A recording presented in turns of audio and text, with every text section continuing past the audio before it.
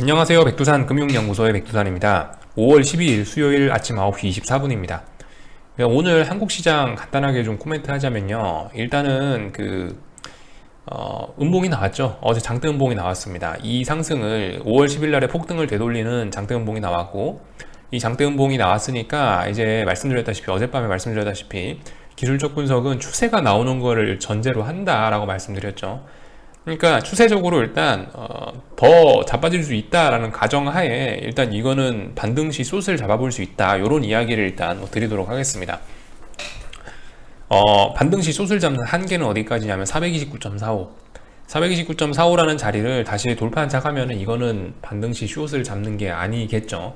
일단 그걸 돌파 안착하기 전까지는 일단 힘의 균형은 아래쪽으로 쏠려 있고, 여기 어제 이 장대 음봉을 만들어낸 이 세력들이 아직도 눈을 시퍼렇게 뜨고 활동하고 있다라는 걸로 보시면 되겠습니다. 429.45를 돌파 안착하기 전까지는요. 그래서 하여튼 그렇다. 근데 오늘 같은 경우는 일단 만기일의 영향을 강하게 받을 수밖에 없는 날입니다. 수요일이죠. 내일이 만기일이니까 솔직히 지난 월요일, 화요일 너무 시장이 설치긴 했거든요. 그래서 오늘도 솔직히 설칠까? 라는 생각을 좀 개인적으로 하고 있어요. 살이 많이 붙은 놈을 살만 살짝 빼줘도 이 아주 그냥 옵션 양매도로, 그러니까 해먹을 게 굉장히 많은 시장인데 굳이 여기서 시세를 더 막 옵션을 난리 브루스를 추면서 얘를 폭등시키겠냐라는 생각을 한다는 거죠. 그래서 오늘 솔직히 별 재미없지 않겠냐라는 생각을 개인적으로 하고 있고요. 삼성전자 같은 경우는 일단 오늘 개파락으로 그죠, 저점을 또 낮췄죠. 굉장히 안 좋은 모습이긴 합니다. 조심해야 돼요. 자, 그래서 하여튼 일단 한국 시장은 조금 이따가 더 자세히 보고요. 미국은 어제 하락 마감했죠. 미국은 어제 하락 마감. 이유는 뭐 인플레이션 우려 어쩌고저쩌고 라고 합니다. 여기서 이제 우리가 알아야 될 거는 어젯밤에 뭐 물가 지표, 뭐 인플레이션 지표가 발표가 돼서 하락을 한 게 아니고 우려에 하락한 겁니다. 우려에. 이게 우려에, 그러니까 오늘 밤인가가 아마 CPI 지표 나올걸요?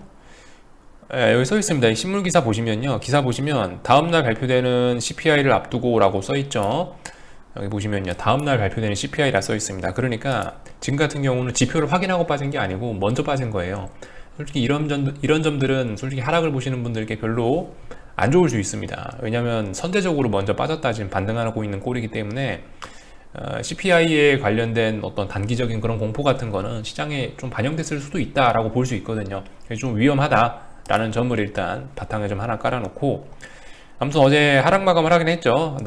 어제 같은 경우는 신기하게 또 나스닥이 강해서 S&P를 끌고 올라왔는데요.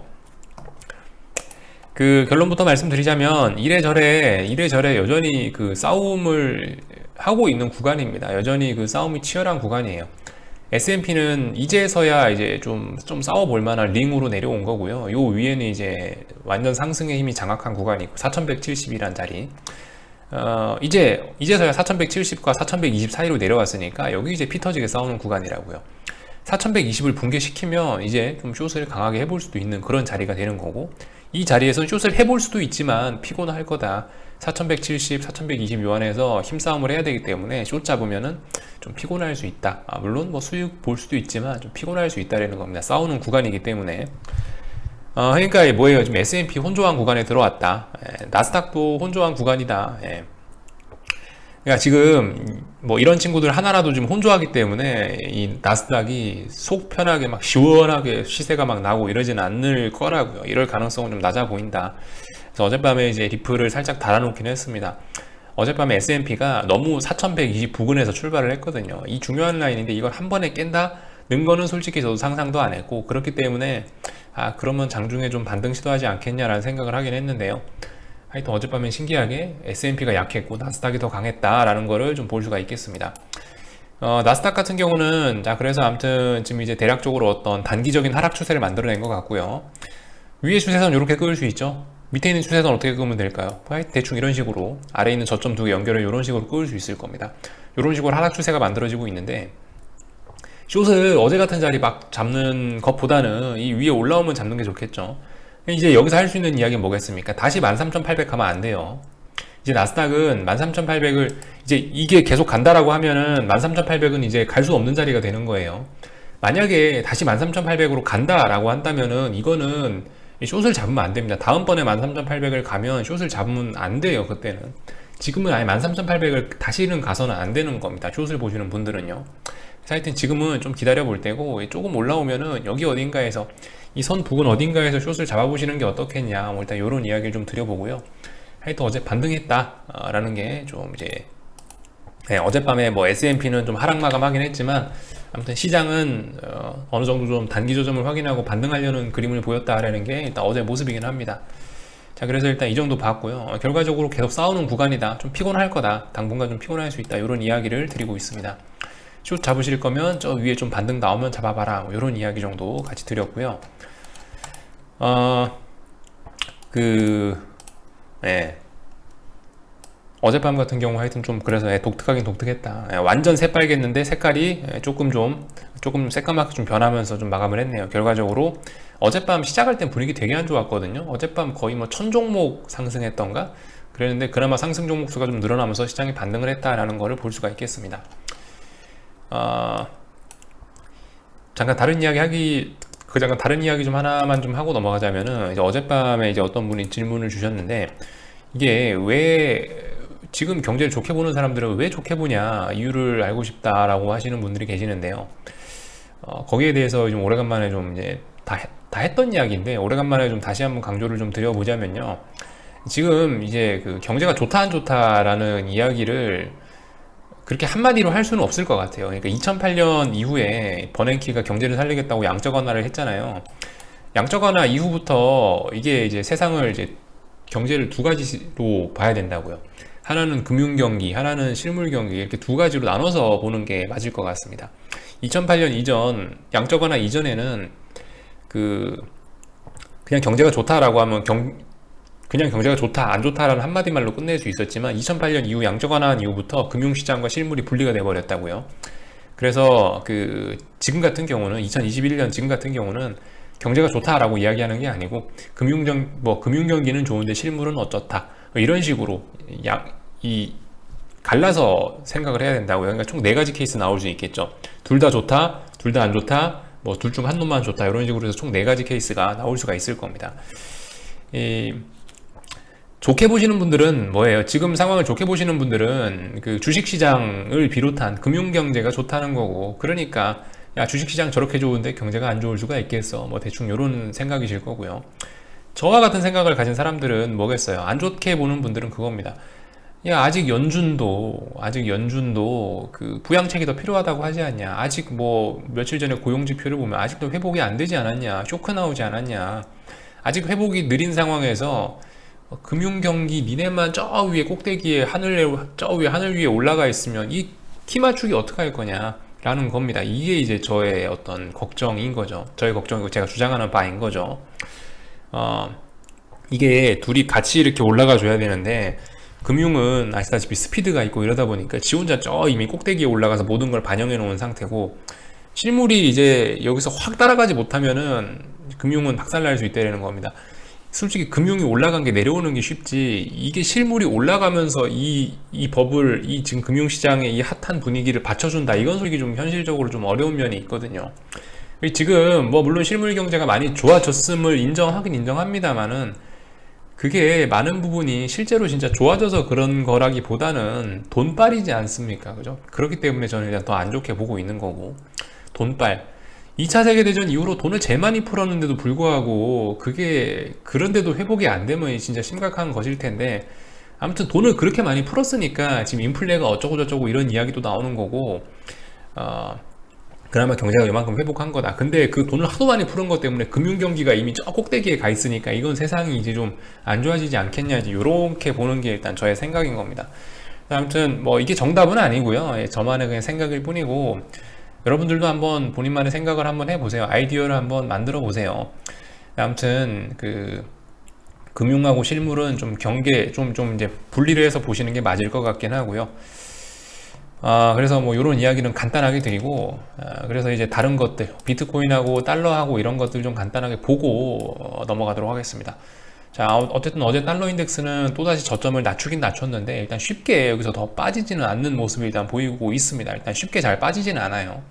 장대음봉 2개를 뿜어내면서, 쉽게 말해서 이거는 좀 약간 냄비가 타버린 약간 좀 그런 느낌입니다. 강불을 쓸 때가 아닌데 강불을 땡긴 거죠. 더 가고 싶으면 약불로 살살살 땡겨야 되는 자리인데 강불을 썼기 때문에 좀 냄비 바닥이 좀 빵꾸난 것이 아니냐라는 우려가 좀 개인적으로 들긴 드는데, 그래서 이 부근 어딘가에서 일단 멈춰 있습니다. 아직까지 뭐 반등 이런 건 아니고 일단 멈춰 있다라는 거. 참고로 이 부근에 지지선들이 굉장히 많다라는 것들을 일단 좀 인식을 하고 보셔야 되겠어요. 그리고 어젯밤에 인플레이션에 대한 이야기가 나와서 그러니까 그 오늘 밤에 그러니까 오늘 밤에 이벤트가 많네요. 그죠? 오늘 밤이 중요하겠네요. 미국장.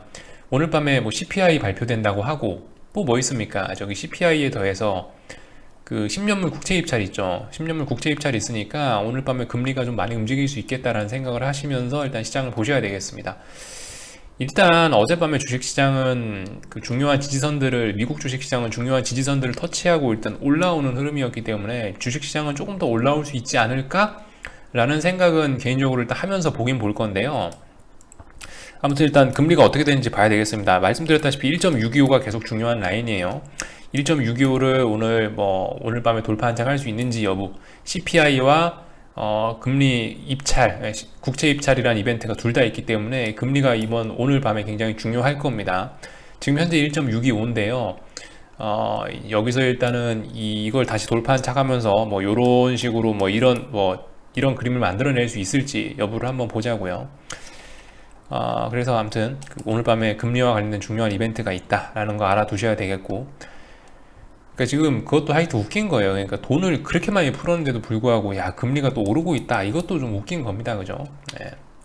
지금 세상 상황이 연준 생각처럼 그 부양책만으로 이 모든 게 해결되지는 않고 있다라는 점을 좀 보셔야 되겠습니다. 그죠? 돈을 그렇게 많이 풀었으면 금리가 계속 0이어야지 왜 자꾸 올라가냐고요. 그죠? 한번 이런 점들도 또 우리 생각을 해볼 필요는 있긴 하겠다라는 겁니다. 물론 돈 찍어내는 만큼 그만큼 부양책도 많이 쓰고 있으니까 이럴 수도 있는데, 아무튼 요즘에 금리는 계속 이 우상향 압력을 받긴 받을 것 같습니다. 아무튼 지금은 어떻게 계속 좀 조정 중이긴 한데요. 너무 강하긴 너무 강해요. 여기서부터 이까지 오른 게 어마어마한 건데 지금 조정이 이것밖에 안 나온다는 것도 사실 굉장한 일이긴 합니다.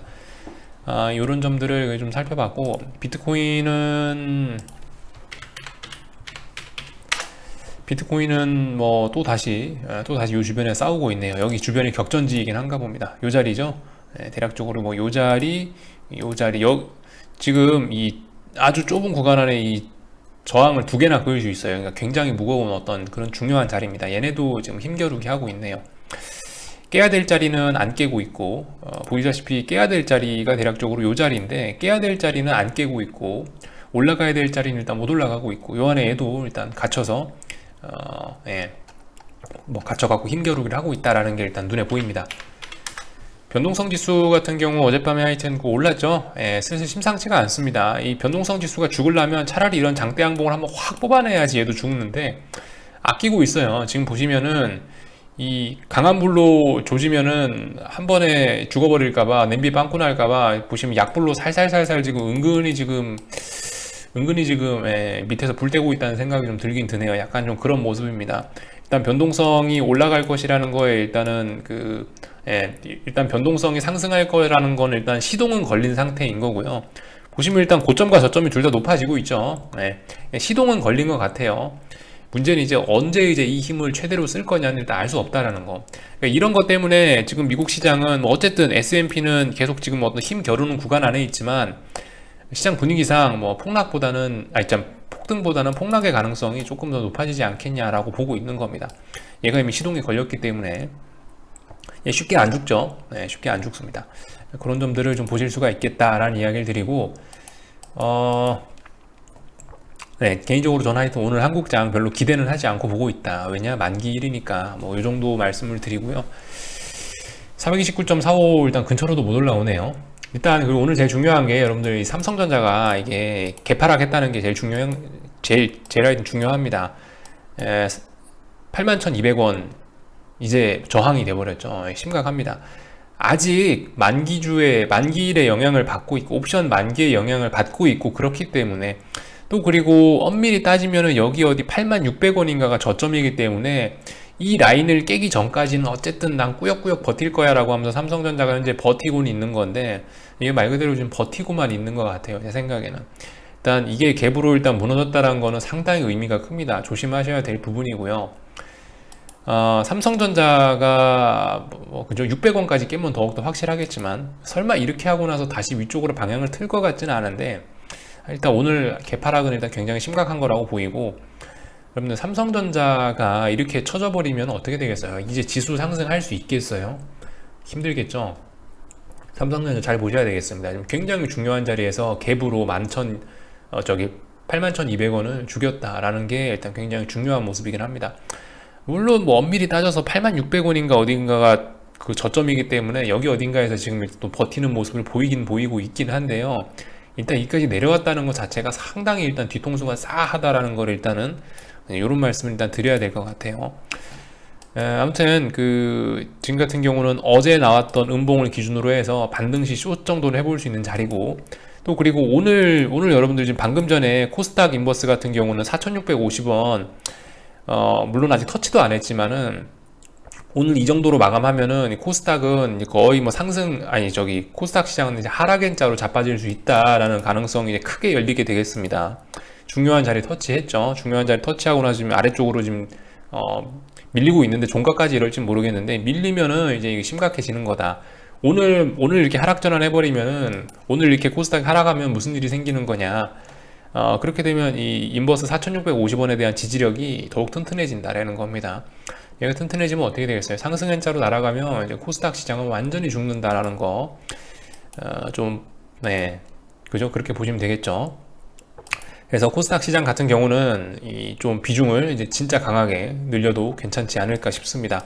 오늘도 이렇게 상승 마감한다라는 가정하에 지금 중요한 라인을 2거래일 연속으로 어떻게 테스트하고 지금 찍고 올라가는 상황이기 때문에, 이렇게 마감한다는 가정하에, 이렇게 마감할 거야 라는 가정하에 지금 현재 상황에서 이렇게 되면은 진짜 세게 하긴 해야 되겠죠. 코스닥은 그렇고요. 코스피는 아무튼 아직 싸우는 구간 안에 있다. 그래서 지금 보시다시피 아무튼 이 코스피 보시는 분들도 계속 생각을 하셔야 될 게, 미국이 아직도 S&P가 그저 70과 20 사이에서 아직 싸우고 있어요. 나스닥 같은 경우는 어제 볼린저 밴드를 째고 갔다가 아래꼬리 훅 달리면서 지금 반등을 한 상태잖아요. 이렇게 아래꼬리 달고 올라오면서, 그리고 말씀드렸다시피 이렇게 하락 추세선이 내려오고 있는데 추세선까지 올라갈 수도 있어요. 물론 안 올라갈 수도 있지만, 지금 같은 경우는 어쩌면 몰라요. 미국장은 조금 더 뭐 오늘 밤 CPI라든가 이런 걸 재료로 해서 오르려고 할 수도 있는 상황에 빠질 수도 있고, 그 와중에 이제 한국은 또 지금 빠지려고 할 수도 있고, 지금 이게 그러니까 한국장이건 미국장이건 당분간 여러분들이 좀 더 손톱 물어뜯으면서 좀 스트레스를 받긴 받아야 되는 구간 안에 와 있는 거예요. 그러니까 아직까지는 뭐 어떻게 뭐 강하게 뭐 이야기하기가 좀 뭐한 거고, 지금 어떤 강하게라고 할 수 있는 건 방금 말씀드렸던 코스닥 시장 정도. 코스닥 시장은 이제 오늘도 이렇게 얘가 오늘도 코스닥이 반등 못하면은 얘는 뭐 그냥 이제 그죠? 하여튼 지금 같은 경우는 약한 놈은 먼저 가서 매도를 때리면 될 것 같습니다. 강한 놈은 조금 관망하시고요, 그죠?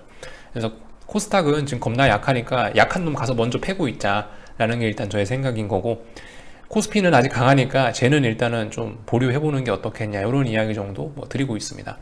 그래서 궁금한 거는 리플 남겨주시고요. 여기까지 할게요. 또 저녁에 뵙도록 하겠습니다.